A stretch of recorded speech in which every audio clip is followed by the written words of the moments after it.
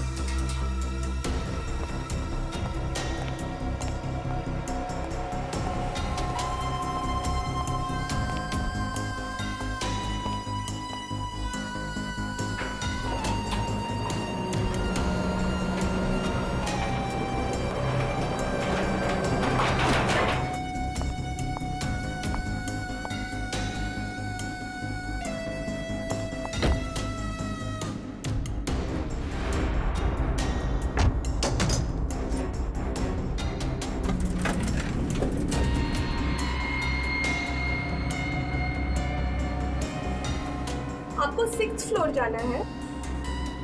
कुसुम aunty के यहाँ। आपको मैंने पहले यहाँ कभी देखा नहीं है।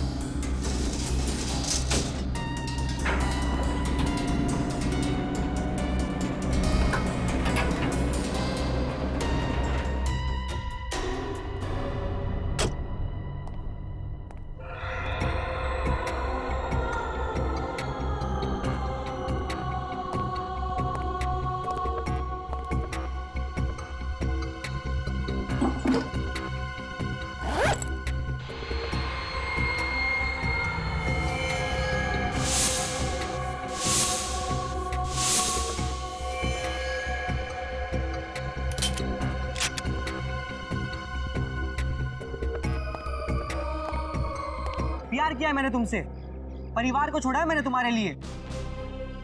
मैं मजबूर हूँ नवीन, प्लीज मुझे समझो। क्या समझूं? ये एक बेवफा से मैं वफा की उम्मीद कर बैठा। तुम्हारी जिंदगी नर्क बना दूंगा मैं सोनम, चैन से नहीं जीने दूंगा मैं तुम्हें। काट काट।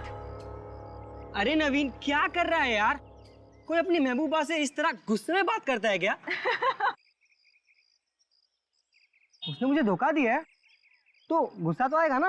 आएगा, पर गुस्से के भी टाइप्स होते हैं ना यार। तू उससे प्यार करता है, तुझे दर्द हुआ है, पर तेरे गुस्से में भी वो प्यार दिखना चाहिए, तेरे आंखों में वो नमी दिखनी चाहिए। यार तुझे बड़ा एक्सपीरियंस है, तू क्यों नहीं कर देता आके? देख नवीन, ताने मत मार, मैं डायरेक्टर हूँ, तो फिर एक्टर भी बन जा। देख तू ना मुझसे भी। यार बस करो, यहाँ पर काम करने आओ या झगड़ा करने आयो? देख मैं तो मेरा काम ही कर रहा हूँ, ये नवीन है जो टेढ़ी मेढ़ी बातें कर रहा है। लगता है पैकअप होने वाला है यार। अगर तू मुझे इतने सालों बाद एक्टिंग सिखाएगा तो मुझे बुरा नहीं लगेगा क्या? ए राहुल, अरे इधर आओ। क्या हुआ यार? ये देख।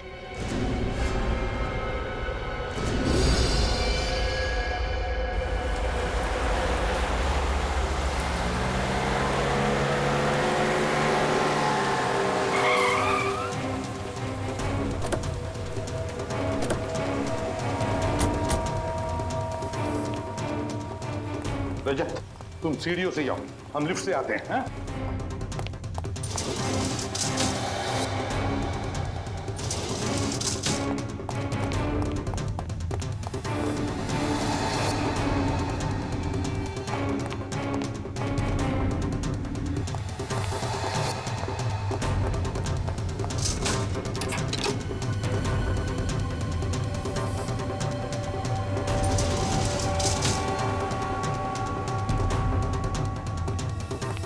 सर दरवाजा तो बंद है। खोलो, ट्राई करो। अच्छा, खोलो जरा और होशियारी से, अंदर पता नहीं चलना चाहिए।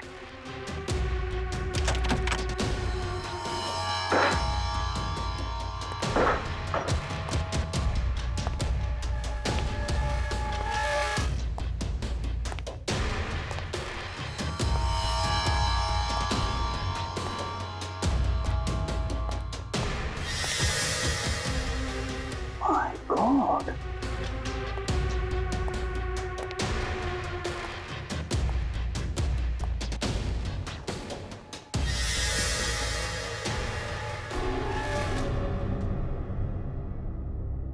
सर ये तो मर चुका है। शूटर कोई किसी ने मार दिया। सर लेकिन जब मेन डोर अंदर से बंद था तो खूनी घर में घुसा कैसे?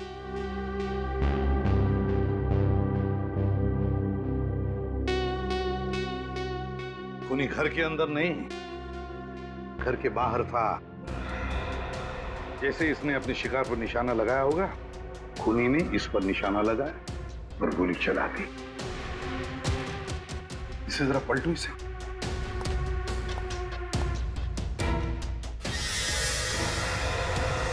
गोली तो आर पार हो गई। अगर गोली आर पार हुई है तो गोली कमरे के अंदर ही होनी चाहिए। पूर्वी, ढूंढो जरा। सर एक बात समझ में नहीं आई। बच्चों ने हमें बताया था कि उन्होंने इस आदमी को यहाँ खिड़की पर खड़े हुए देखा था। तो अगर इसे बाहर से गोली लगी, इसे ऐसे गिरना चाहिए, मतलब इसके पैर खिड़की की तरफ होने चाहिए थे, लेकिन ये तो उल्टा गिरा।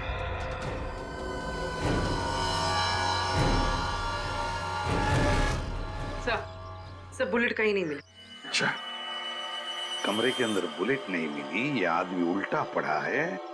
समझ में नहीं आता ये सारा चक्कर है क्या? सर इसकी जेब में ये 2 बुलेट और कुछ पैसे मिले। कोई आईडी वगैरह, कोई नाम पता नहीं मिला। ऐसा आदमी अपनी जान पहचान लेकर थोड़ी घूमेगा रजत। पर सर यहाँ ये मारने कैसे आया होगा? यहाँ खड़े होके इसी बिल्डिंग के किसी आदमी को तो मारेगा नहीं। जरूर किसी ऐसे आदमी को मारने आया होगा जो सामने रास्ते पे खड़ा होगा या फिर वहां आने वाला होगा। रजय, आते वक्त देखा था मैंने, इस बिल्डिंग के कंपाउंड के बाहर एक ज्वेलरी शॉप है और ज्वेलरी शॉप के बाहर सीसीटीवी कैमरा लगा हुआ है। CCTV camera. पूर्वी, उस सीसीटीवी कैमरा का फुटेज लेकर आओ और बिल्डिंग के वॉचमैन को भी ऊपर भेज दो। सर क्या सोच रहे हो रजय? तो सामने इतनी सारी बिल्डिंग्स हैं, इतने सारे फ्लैट्स हैं, हमें पता कैसे चलेगा कि गोली कहां से चलाई गई? पता चल सकता है रजत। जिस एंगल से गोली इस आदमी के शरीर में घुसी है, उस एंगल से पता चलेगा कि गोली चली कहां से है। गोली चली कहां से है। बॉडी को फॉरेंसिक लैब भेज तो सब पता चल जाएगा। हाँ सर, कुछ पता चला? अभिजीत, गोली तो इसे सामने से ही लगी है। सर ये हमें मालूम है, कुछ और बता सकते हो? गोली कहाँ से चली है, किस एंगल से चली है, ये बता सकते हैं आप? मैं तुम्हें दिखा सकता हूँ। हाँ,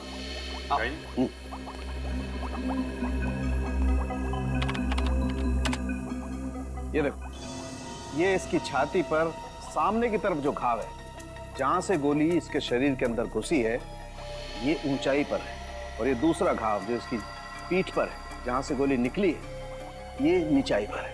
ऐसे इसका मतलब इसे गोली ऊपर से लगी है और लगभग 28 डिग्री के एंगल से। इसका मतलब या तो जिसने गोली चलाई है वो ऊंचाई पर था, या फिर कोई 10 फीट का आदमी था। 10 फुट लंबा। बेटी, तुमने आज तक किसी 10 फीट के आदमी को देखा है?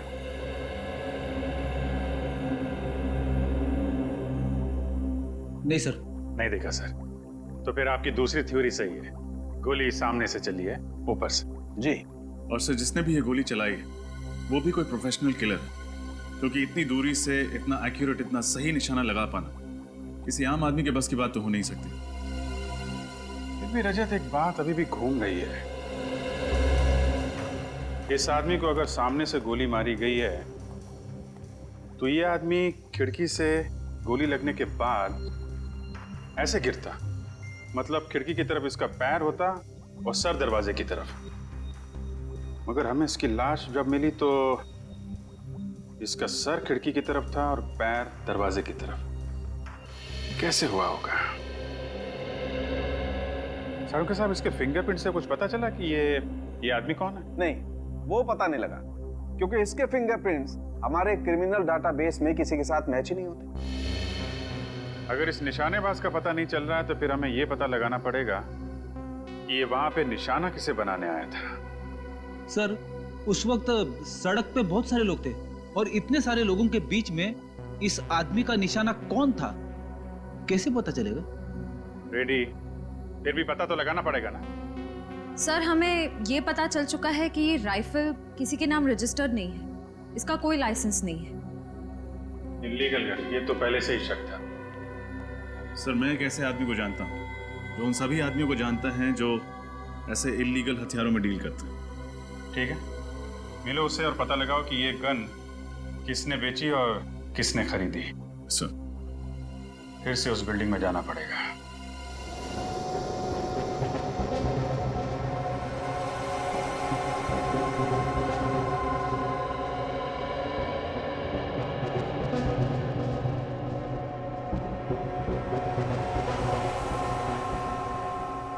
बच्चों ने कहा था कि शूटर यहाँ पे ऐसे खड़ा था खिड़की में।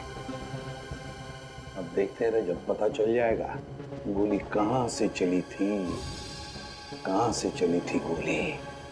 ये मैनिक्विन में 28 डिग्री का छेद बनाया है ना? Yes sir. और ये लेजर बीम कब लगेगा? ये लीजिए पूर्वी।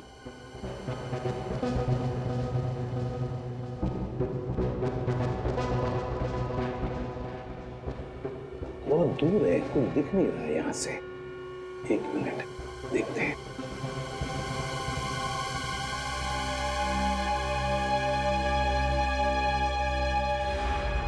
रजत, मिल गया। लेजर का लाइट वहां पे गिरा है, उस छत पे। रजत, गोली यहीं कहीं से चली है, यहीं कहीं से। Yes sir. सर, हाँ, ये देखिए, यहां से पुतला बिल्कुल साफ दिखाई दे रहा है। हाँ, बिल्कुल साफ दिखाई दे रहा है। मतलब रजत, गोली यहीं से चली है। रजत, स्टेल्स को अच्छी तरह से ढूंढते हैं, कोई ना कोई सुराग, कोई एम्प्टी शेल तो जरूर मिलना चाहिए।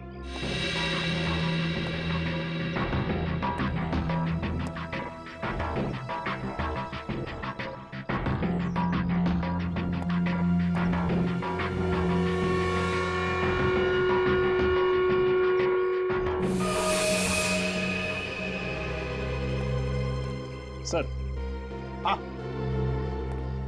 बुलेट शेल तो नहीं मिला, लेकिन ये पानी की बोतल और ये खाने का पैकेट मिला है। खूनी का हो सकता है, यहाँ बैठकर इंतजार कर रहा होगा। सर, ये इस बिल्डिंग का वॉचमैन। नमस्ते साहब। नमस्ते। ये बताओ, क्या छत पर तुमने किसी को आते हुए देखा, बड़ी सी बैग लेकर? नहीं साहब। तो फिर ये खाने की चीज और पानी की बोतल कहाँ से आई? साहब, ये मेरा ही है। कल मेरा नाइट का ड्यूटी था और आज दोपहर का भी ड्यूटी है, इसलिए मैं घर नहीं गया था साहब, यहीं पर आकर सो गया था। तुम नीचे कब गए? साहब, यही कोई 10 मिनट पहले। मतलब कि सुबह से लेकर 10 मिनट पहले तक तुम छत पर ही थे? हाँ साहब। अच्छा, और तुमने किसी को भी छत पर आते हुए नहीं देखा? रजत, रजत, कोई शक नहीं, गोली कमरे के अंदर से ही चली है। अच्छा सर, लेकिन आपको ऐसा क्यों लगता है? रजत, सोचो जरा, अगर गोली बाहर से, मेरा मतलब है छत से चली होती, तो ये शूटर ऐसे गिरता, मेरा मतलब है सिर दरवाजे की तरफ होता और इसके पैर खिड़की की तरफ। लेकिन हमें ये कैसे मिला?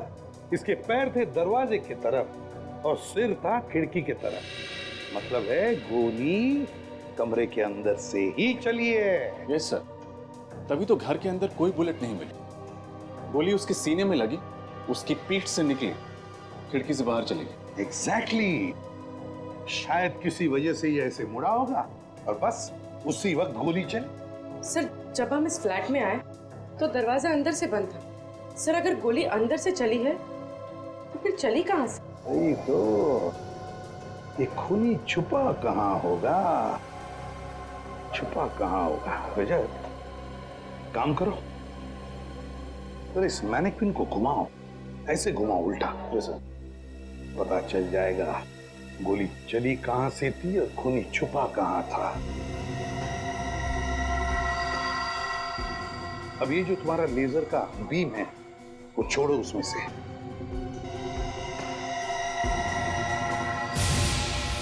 माय गॉड, सर लेजर तो स्पीकर पे जा रहा है। उतारो स्पीकर को और खोलो।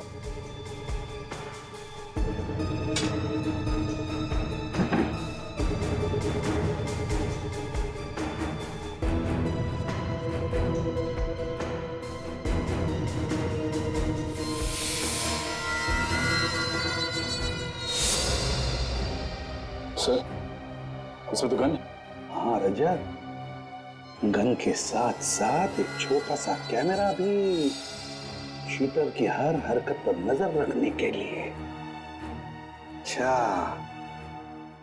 तो खूनी स्पीकर में छुप कर बैठा था।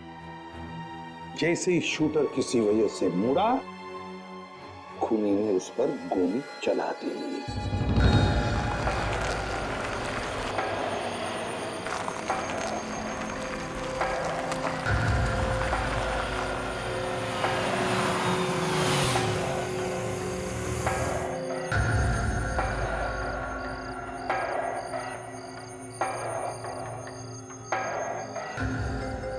इस महेश का पूरा नाम महेश गद्दार है। गद्दार कुछ भी गड़बड़ करे तो उड़ा देना से। आप फिक्र मत करो बॉस, मेरी नजर और मेरा निशाना दोनों महेश पे रहेगा।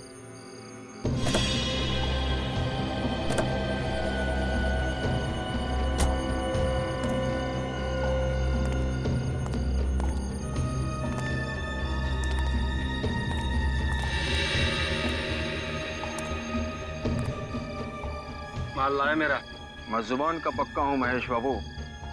ताने मार रहा है, जरूरत पड़ी तो गोली भी मार सकता हूँ। मैंने भी हाथों में चूड़ियां नहीं पहनी, लेकिन गोलीबारी करने का मूड नहीं। चल माल दिखा। पहले पैसे दिखाओ। पैसे दिखा सर।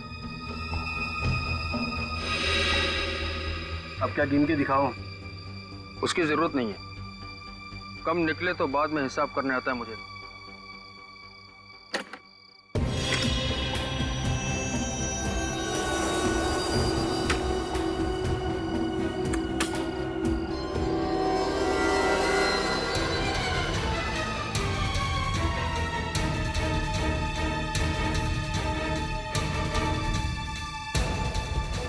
क्यों केवल जी? पूर्वी, फोटो दिखाओ इसे।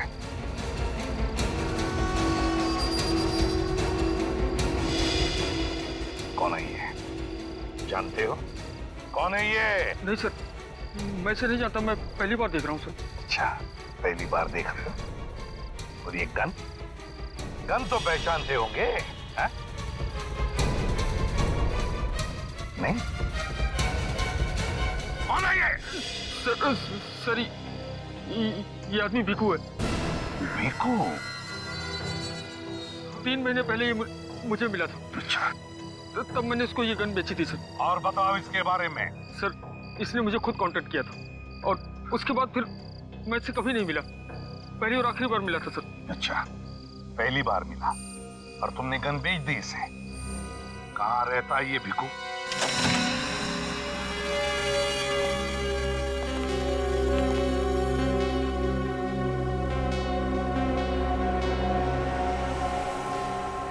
लगता है काफी माल कमाया इस भिकू ने।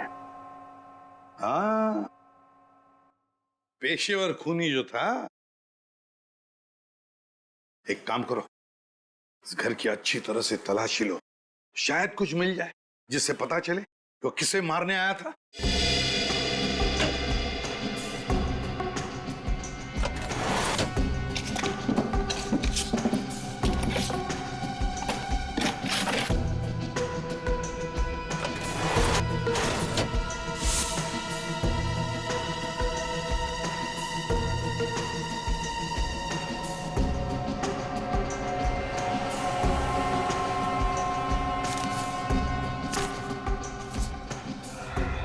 सर, हाँ सर, ये अलग से 4 नंबर्स लिखे। सर भिकू ने ये 4 नंबर इस डायरी में क्यों लिखे होंगे? नहीं तो इससे पहले कि देर हो जाए पता लगाना पड़ेगा ये 4 नंबर किसके हैं। शायद भिकू इन्हें मारना चाहता था। ये रिग देख के तो ऐसा लगता है कि खूनी ने खुद अपने हाथों से ही फिट किया है। हाँ सर, और ये गन पे छोटा मोटा कैमरा लगा हुआ है।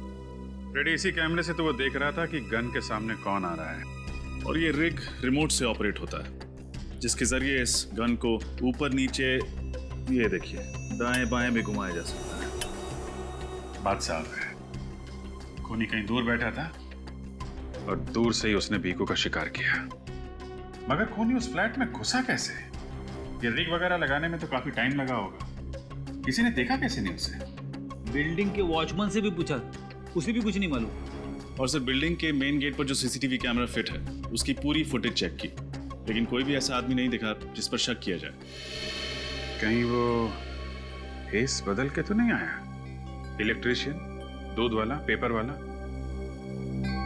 फेस बदल के अंदर आया, ये रिग फिट किया और निकल गया। किसी को शक भी नहीं हुआ। कुछ पता चला बीकू को कॉन्ट्रैक्ट किसने दिया था खून करने का? सर भीकू के घर से जो डायरी मिली है उसमें 4 लोगों के फोन नंबर्स मिले। कौन है ये लोग?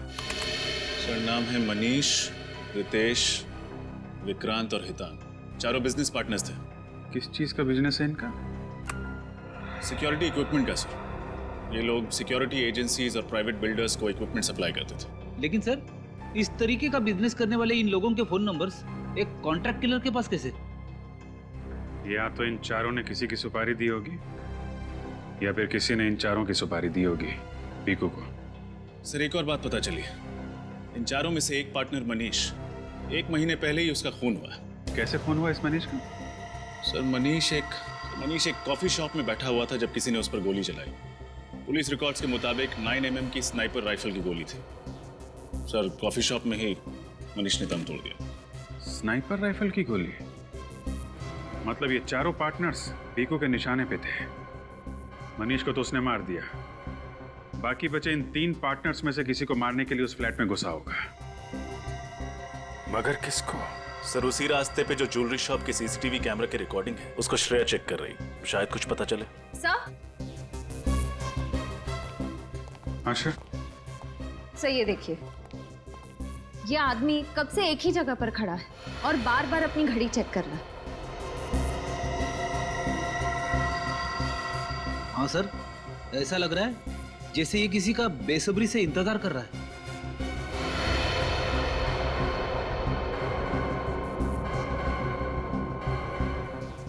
कौन ये आदमी? जरा जूम करो।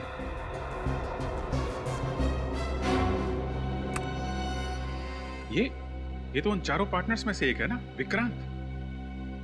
यस सर, मतलब मनीष के बाद भीकू का अगला शिकार विक्रांत था। नहीं रजत, मुझे नहीं लगता, क्योंकि विक्रांत काफी देर से वहां पे खड़ा था। अगर बीकू को विक्रांत को मारना होता कब का मार दिया होता। यस सर, तो फिर शायद भीकू विक्रांत को नहीं बल्कि उस आदमी को मारना चाहता हो जिसका इंतजार विक्रांत कर रहा था। मगर सर ये विक्रांत इंतजार किसका कर रहा था? वो भी पता चल जाएगा। सर टेप को फॉरवर्ड करो।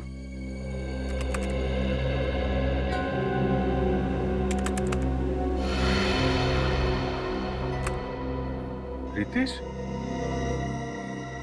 ये तो उन्हीं का पार्टनर है। मतलब विक्रांत ने पहले एक पार्टनर मनीष को मरवाया और उसके बाद दूसरे पार्टनर रितेश को मरवाना चाहता। लेकिन सर इस सब के पीछे विक्रांत का मकसद क्या हो सकता है? अब ये तो विक्रांत ही बताएगा। पकड़ो इस विक्रांत को। हेलो, हाँ जसवंत, आज का ये प्रेजेंटेशन अब बहुत ज़रूरी है। अगर ये कॉन्ट्रैक्ट हाथ से निकल गया ना तो करोड़ों का नुकसान हो जाएगा।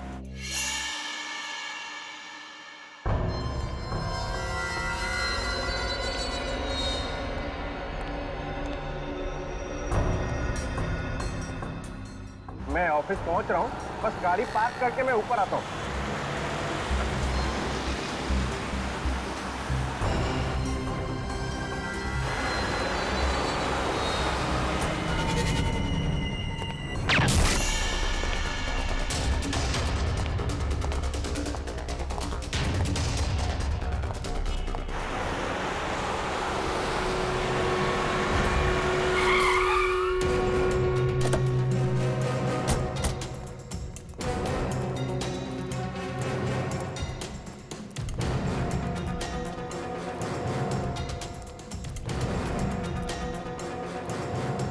प्लीज आप लोग उस तरफ चलिए, प्लीज आइए आइए आइए, प्लीज हटिए हटिए, आइए इधर आइए प्लीज, आइए। चलिए सब एक साइड प्लीज।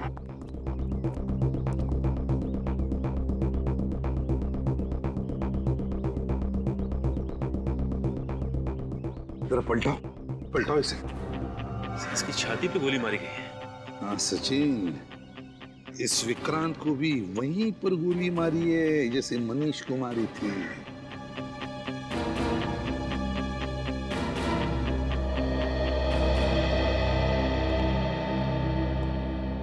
एक बात बताओ, किसी ने कुछ देखा? क्या हुआ ये?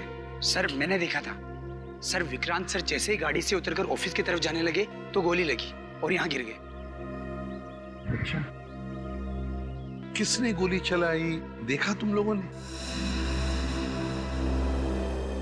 आपने किसी को भी यहाँ से बड़ा सा बैग लेके जाते हुए या लेके आते हुए देखा क्या? नहीं सर। अच्छा चलो, गोली चलने की तो आवाज सुनी होगी किसी ने? नहीं सर। अरे नहीं? अच्छा, विक्रांत का ऑफिस कहाँ पर है? उस तरफ है विक्रांत जी का ऑफिस।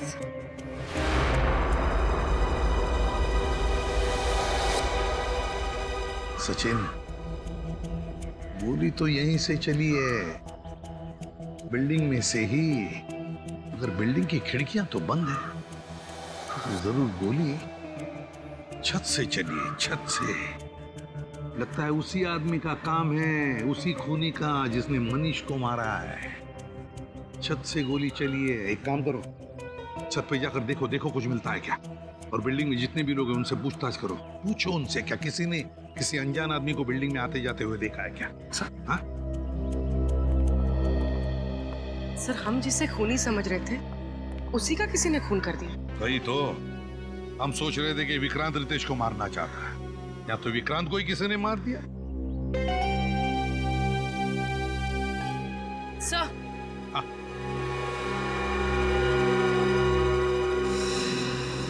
सर ये देखिए, ये फोन शायद इस विक्रांत का है। देखो, इसने आखिरी बार किससे बात की थी? हाँ सर। सर, इसने आखिरी बार किसी जसवंत से बात की थी। जसवंत? जसवंत तो विक्रांत का मैनेजर है। ये क्या हो रहा है सर? इन चारों पार्टनर्स के एक के बाद एक खून हो रहा है। एक बात बताओ जसवंत, विक्रांत इस वक्त ऑफिस में आने वाला था, ये और किस किस को पता था? वो तो हर रोज 10 बजे आते हैं सर, ये तो सारे स्टाफ को पता है। आखिरी बार तुम्हारी बात हुई थी विक्रांत के साथ? जी सर। क्या बात हुई थी? सर वो तो एक प्रेजेंटेशन के बारे में बात कर रहे थे। प्रेजेंटेशन? और कुछ नहीं? जी सर। किसी पर शक है तुम्हें? किसने किया होगा ये? ऐसा कौन हो सकता है सर?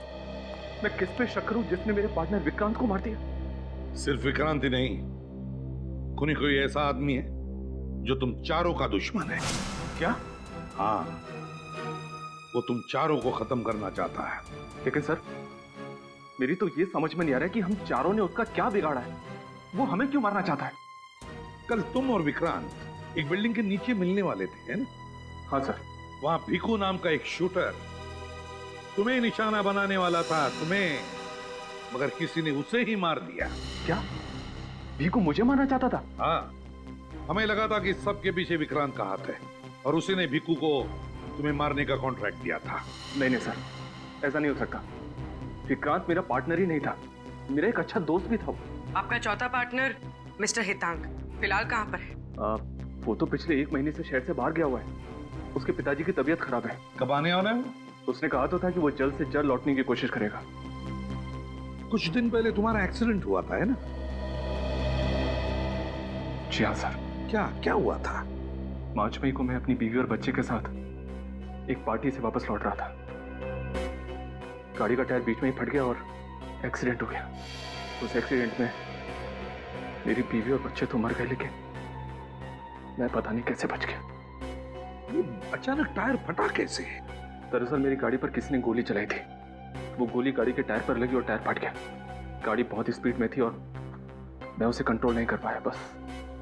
अच्छा, क्या तुम्हारा कोई दुश्मन है? मेरा मतलब है कोई बिजनेस राइवल? नहीं नहीं सर, मैं जानता हूं कि बिजनेस में कॉम्पिटिटर्स होते हैं, राइवल्स होते हैं, मुझे नहीं लगता कि हमारा कोई दुश्मन होगा। सर, हाँ, बिल्डिंग की छत पे से मुझे ये बुलेट का शेल मिला है।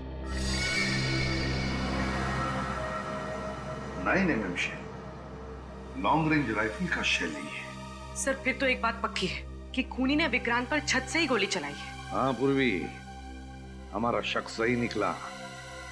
जिसने मनीष पर गोली चलाई उसी ने विक्रांत को भी मारा है। उसी ने विक्रांत पर गोली चलाई है। सचिन, खूनी को किसी ने आते जाते देखा बिल्डिंग में? सर मैंने सारे ऑफिसेज में चेक किया, लेकिन किसी ने भी उसे नहीं देखा है। पर सर ऐसे कैसे हो सकता है? वही तो, कहीं से तो घुसा होगा वो बिल्डिंग में, कहीं से तो घुसा होगा। सर बिल्डिंग के सेकंड फ्लोर पे रेनोवेशन का काम चल रहा है और मजदूरों का आना जाना लगा रहता है, इसलिए बिल्डिंग वालों ने पीछे का रास्ता खोल दिया उनके लिए। बस तो वहीं से घुसा है वो, शायद बेस बदल कर, और फिर अपना काम करके भगदड़ का फायदा उठाकर भाग गया वहीं से।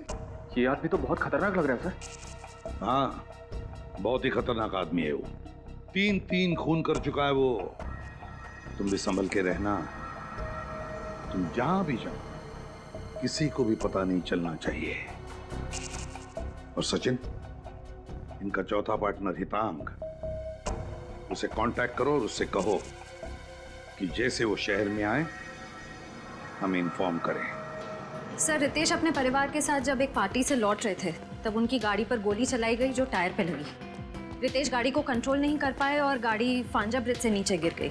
इस एक्सीडेंट में उनकी पत्नी और उनके इकलौते बेटे की मौत हो गई, लेकिन वो बच गए। और ये एक्सीडेंट हुआ कब? सर मनीष के खून के 1 हफ्ते बाद।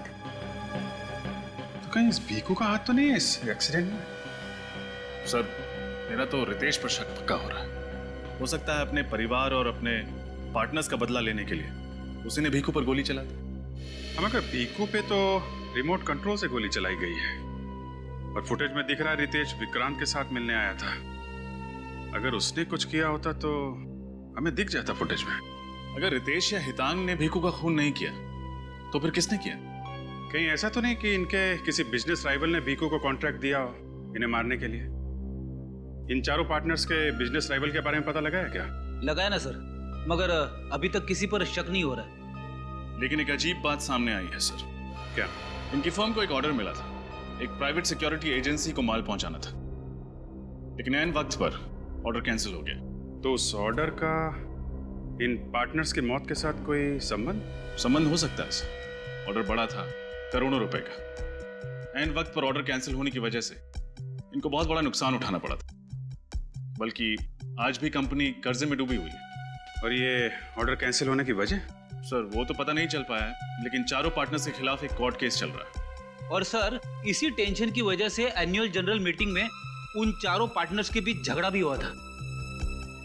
पता लगा उस कॉन्ट्रैक्टर ने अपना ऑर्डर कैंसिल क्यों किया था। शायद वहीं से हमें कोई नया सबूत या सुराग मिल जाए जो इस केस को सुलझाने में हमारी मदद कर सके। सीआईडी, आपसे कुछ सवाल पूछने। सवाल? कैसे सवाल? रेडियंट सिक्योरिटी इक्विपमेंट के 4 पार्टनर्स मनीष, हितांग, रितेश और विक्रांत को आप जानते हैं? जी हाँ, वो हमारी सिक्योरिटी कंपनी के सबसे बड़े सप्लायर हैं। तो फिर उनका एक बड़ा ऑर्डर लास्ट मोमेंट पर कैंसिल क्यों किया आपने? इसलिए कर दिया कि उनके क्वालिटीज एकदम घटिया और दाम एकदम ऊंचे थे। आपकी एजेंसी ने उनकी कंपनी के खिलाफ कानूनी कार्रवाई भी शुरू कर दी थी। वो क्यों? और मैं क्या करता? देखिए, शहर के वीवीआईपीज, बड़े बड़े सेलिब्रिटीज हमारे क्लाइंट हैं। हम प्राइवेट बैंक्स को भी सर्विस प्रोवाइड कराते हैं, और इस घटिया क्वालिटी की वजह से हमारे कुछ क्लाइंट्स राइवल्स के पास चले गए और कुछ लोगों की तो मौत हो गई। ओह, यानी कि बात सिर्फ ऑर्डर कैंसिल करने तक नहीं है, बात बहुत आगे बढ़ चुकी है। जी हाँ, हमने इनके खिलाफ कोर्ट में केस दर्ज कर दिया है। इन चारों की लापरवाही और लालच की वजह से ये लोग मरे, हमारी वजह से नहीं। और अगर हम कोर्ट में केस जीत जाते हैं तो ये चारों के चारों जेल में सड़ेंगे। सर ये मामला तो और भी संगीन होता जा रहा है। शायद इसी वजह से कोई है जो चारों पार्टनर्स को मारना चाहता है। अच्छा, कोई और है जिसको ये करोड़ों का ऑर्डर कैंसिल होने से घाटा हो सकता हो, जिसको इतना नुकसान हुआ हो कि वो चारों पार्टनर्स को नुकसान पहुंचाने की सोचे? रेडियंट कंपनी को फाइनेंस 2 ही लोग कर रहे थे, हर्षद और शांतनु, और ये डील कैंसिल हो जाने से उन्हें करोड़ों रुपए का नुकसान हुआ था। फिलहाल तो शक की सुई इन दो फाइनेंसियर्स हर्षद और शांतनु पर आकर अटक गई। हो सकता है गुस्से में आकर उन दोनों ने इन चारों पार्टनर्स को मारने का प्लान बना लिया। श्रेया, इन दोनों फाइनेंसियर्स के बारे में सारी इंफॉर्मेशन निकालो। हेलो, हाँ बोलो। क्या? ठीक है। क्या हुआ सर? चौथा पार्टनर हितांग शहर में वापस आ गया है और उसने एयरपोर्ट के पास एक होटल में चेक इन किया है। इससे पहले कि वो शातिर खूनी उस पर जानलेवा हमला करे, उसको रोकना होगा।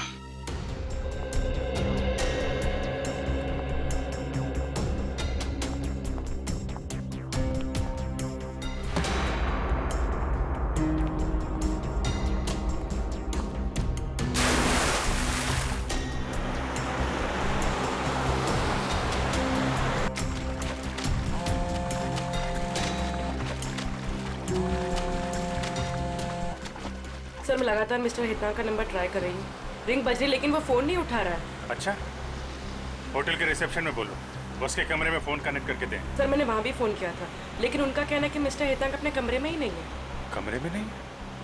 किसी मुसीबत में तो नहीं है? कोई अनहोनी हो जाए उसके पहले हमें वहाँ पहुँचना पड़ेगा।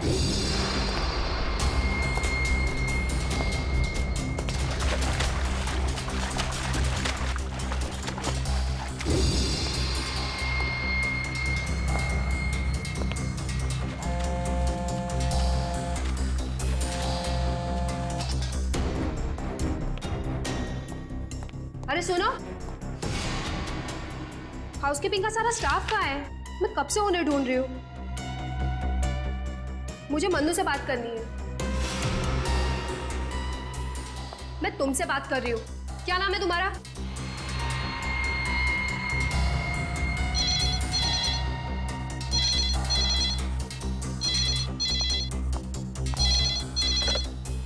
हाँ सर जी, मैंने उनको पर्सनली अटेंड किया था।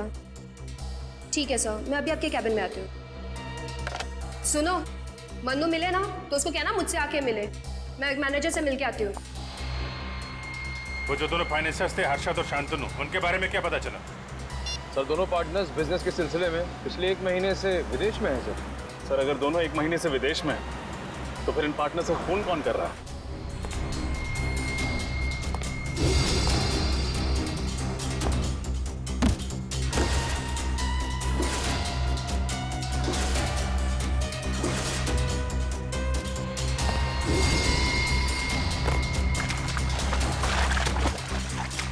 सर इस बिजनेस डील में 4 पार्टनर्स और 2 फाइनेंसर्स। हम शक किस पर करें? उस पर जिसे हम अब तक नजरअंदाज करते आए हैं।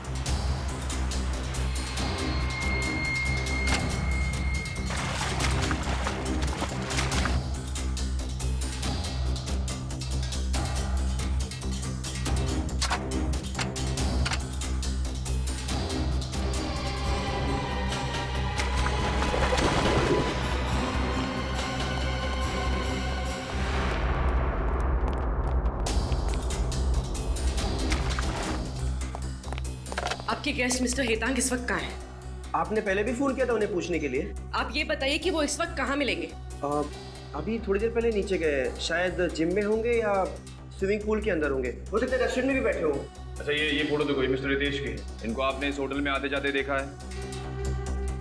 हाँ शायद थोड़ी देर पहले मैंने इन्हें होटल में देखा है। देखा है?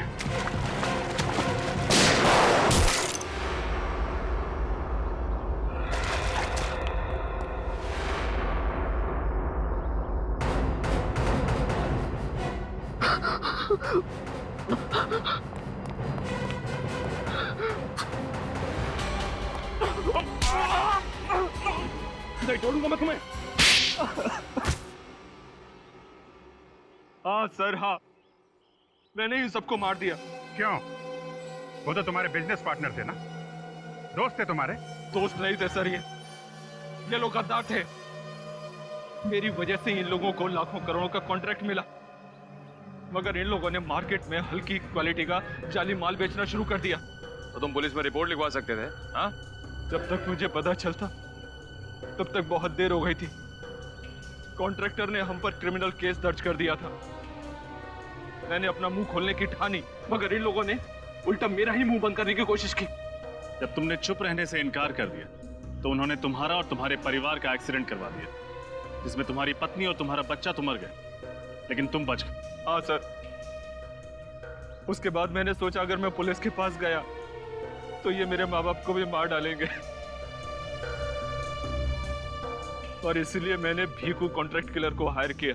और उससे तुमने 4 लोगों के नाम और नंबर दे दिए, जिसमें से एक नाम तुम्हारा भी था। वो सबको गुमराह करने के लिए था। भीखू से मैंने केवल फोन पे बात की थी, उसने मुझे देखा नहीं था।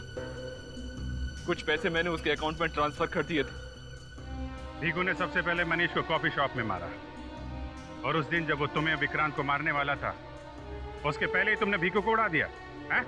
जिस फ्लैट से मैंने भीखू को विक्रांत और रितेश यानी मुझ पर गोली चलाने के लिए कहा था, वो फ्लैट मेरा नहीं था, वो फ्लैट मेरे दोस्त का था। मैं उस बिल्डिंग में एसी का मैकेनिक बनकर दाखिल हुआ, और इसलिए मुझे कोई पहचान नहीं पाया। और भीखू के आने से पहले तुम उस फ्लैट में गए और वहां पे वो रिमोट कंट्रोल वाली गन लगा दी, जिससे तुमने भीखू को मार डाला। तुमने भीखू को बलि का बकरा बनाया ताकि लोगों को लगे कि तुम भी उसका टारगेट थे। और उसके बाद मैंने विक्रांत को खुद ही खत्म कर दिया। और अगर आज आप लोग टाइम पर नहीं आते ना सर, तो मैं इस हितांग को भी गोली मार देता। बदले की आग ने तुम्हें खुद मुजरिम बना दिया है।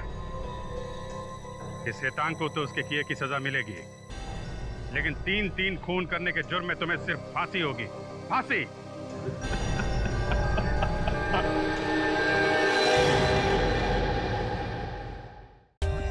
For more updates, subscribe to our channel, click the show links and enjoy watching the videos.